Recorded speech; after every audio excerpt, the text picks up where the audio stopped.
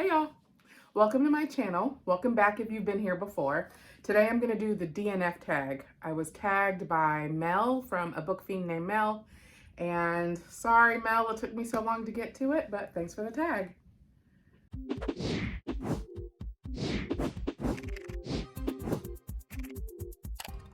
I will link Mel's down below, hopefully, you know how I always forget that, and as well as the original poster who made this book tag. But if you don't know what DNF means, it means do not finish or did not finish. And it's basically a shorthand for talking about the books that we stopped somewhere before we got to the end. So this tag is all about that. All right, so the first one is, do you DNF? Yes. So this is actually a problem for me. So over the last couple of years, one of my book goals has been to DNF more books, because it's, for a long time, it felt like, I don't know, you're starting the book and you're in it, and even if you don't really like it, it would kind of be disrespectful to the book to not finish it, and the book would be so sad. Or if you're in it and you only have, 100 or 50 or whatever pages left, you might as well finish it. I also have a hard time with not knowing how things wrap up. So even if I'm not liking the book, if there's something about the story that I like, I want to know what happened. How did they resolve everything? So often, one of the things that I will do if I'm going to DNF a book and I've gotten really far into it, and a book that I'm going to talk about in a later question is like that. So like maybe there's only 100 pages left, I will just skip 50 pages and read the last 50 pages. So I at least know how it ended. It has happened in the past where I've gone to the end of a book and I was like, what? How did they get there from where I was? And then I went back and finished it. So it sometimes will inspire me to finish the whole thing. The second question, if you DNF a book, do you count it towards your book goal or your book reading? So this is framed like, do you count it towards your books in the month? I don't really have a goal for the month. So I do count it depending. So if I start a book and I only get a couple chapters in, I usually don't count it. If I'm almost done, or if I skip and read, the last something, then I do count it. So for example, with The Stand by Stephen King, that book is 152 million pages long. So the first third of it is over 300 pages, and that's how far I got. I counted that as a reread. I have every intention of going back and counting this, and doing the second half and the third half. And then I will just count all of those as one, but I did count that for my reads at the time. I actually have an extra Goodreads bookshelf for did not finished. I have two, actually. One is DNF, as in, girl, don't pick this up again, you hated it. And then a DNF to finish later, which is a put down, but you're going to come back to it. Maybe it was due back to the library, or maybe something else caught my eye first, or whatever. So I have both of those as exclusive shelves on Goodreads, because sometimes I was reading a book and I think, have I read this before? Have I started this before? And I really wanted to have a way to track that. So that's related to the third question, which is the difference between DNF and putting it down for a while. If I intend to come back to it, I don't count it as a DNF. I put it on that DNF to finish later shelf. But the truth is, I hardly ever go back to those unless, I can't really think of one.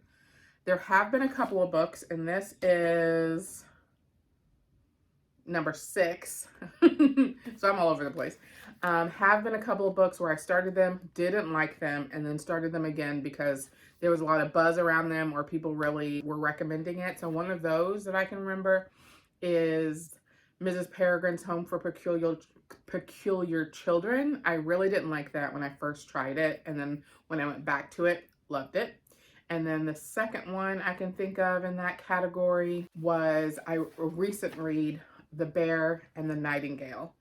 And I didn't like it. It was hard to get into when I first tried it, but it's been on my bookshelf. I own it, And so I picked it up one day to try it again, and it was probably one of my favorite reads of January, this past January.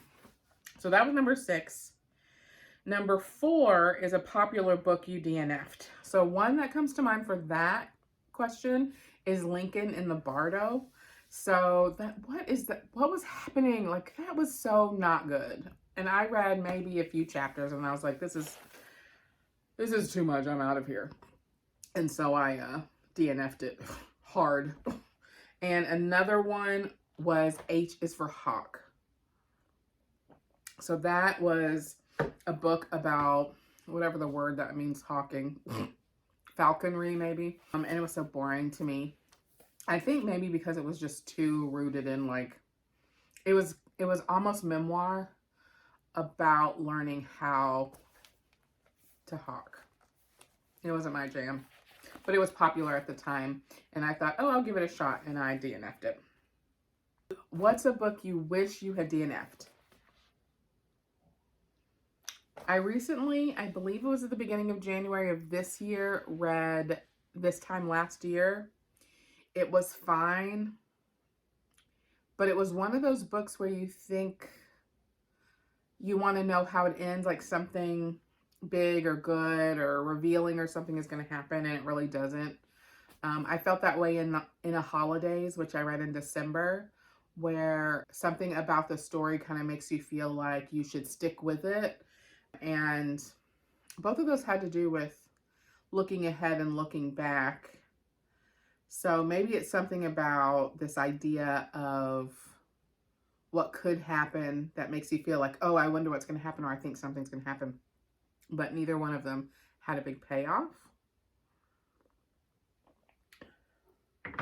So I wish I had DNF'd those.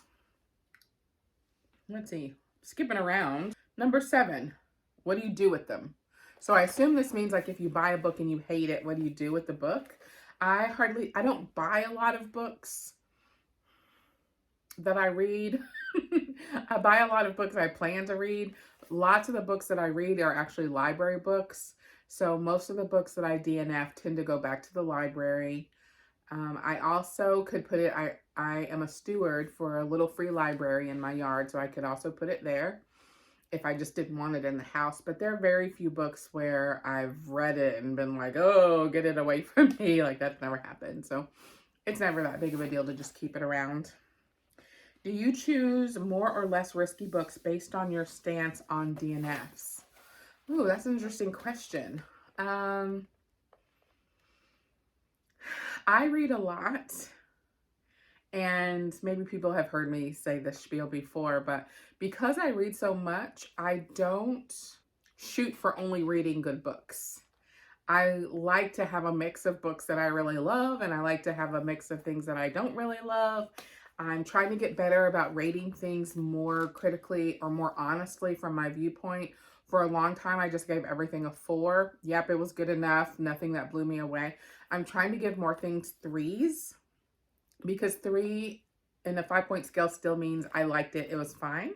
So it's kind of like that ridiculous idea that DNFing a book is disrespectful to the book, right? Like, the book doesn't care what you think about it. So putting the 3 has been a goal of mine, and not even related to the question. The point is that I tend to read books based on the cover, a recommendation, or if it's for a challenge and I need something to fit a category. So I don't think I consider my stance on DNF to determine whether or not I'm going to risk something. And really, last year, 2020, really 2019, was my goal, my rolling goal of 1, rating more things out of 3, and 2, DNFing more often, because I felt like I was getting into the habit of sticking with books for longer than they deserve to be stuck with, or longer than I was enjoying them, and that I wasn't being honest with my reviews by giving everything 4s. Oh, that was it. So that was 8 questions, answered apparently in any order that I wanted to babble. Thanks so much, Mel, for tagging me in that. And the book I'm currently reading, just in case anybody is curious, but I want to talk about it, so it's my channel, do what I want, is called In the Dream House by Carmen Maria Machado. And I think that this is getting at least a little bit of buzz. I heard about it from a booktuber. Pretty much sure it was a booktuber versus like a bookstagrammer.